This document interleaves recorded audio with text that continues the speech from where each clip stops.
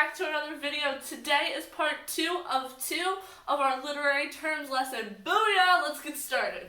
Today we're going to review the elements of plot by using a plot diagram. This might seem super familiar from last year, but we're just going to review it real quick.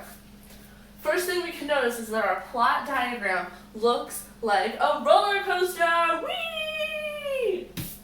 So we start off on our roller coaster, down at the bottom, the flat start. This is the exposition part of our story. The exposition is the very beginning of the story where we're just kind of cruising along and while we are learning backstory about the setting and the characters in that story. Then the plot starts to pick up. We call this part the rising action. This is when we start to learn about the conflict and see the conflict playing out in the story.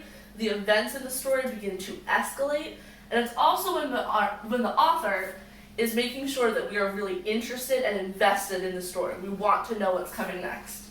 The rising action, as the tension grows, the conflict grows, up to the climax. This is the very top peak of the story, when the tension, the conflict, becomes the most crazy it gets over the course of the story. The highest peak. Everything just explodes. After we have that climax, everything starts to settle down again. This is called the falling action.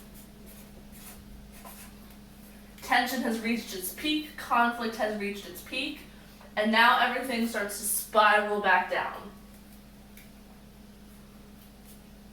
And we begin to learn how our conflict is going to be resolved, which takes us to this point, the resolution. The resolution is right here where we start to level out again, right where things start to flatten out again, where we find out how the main conflict of the story is going to be resolved. What's going to happen to these characters. And then we can chill out and cruise to the end of the story.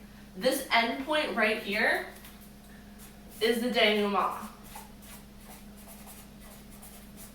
The denouement is the very end of the story. Even after the main conflict has been finished, has been wrapped up, has been solved in the resolution, the denouement still comes after. That's the very end of the story where some of the side plots get figured out.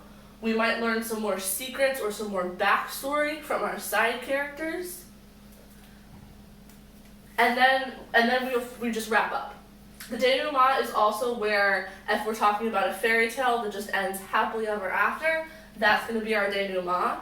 Or if the author is setting up for some type of sequel, this is where they might drop a little bit of a cliffhanger or add some more mystery so that we know that a sequel is going to come along and take us on a whole other roller coaster.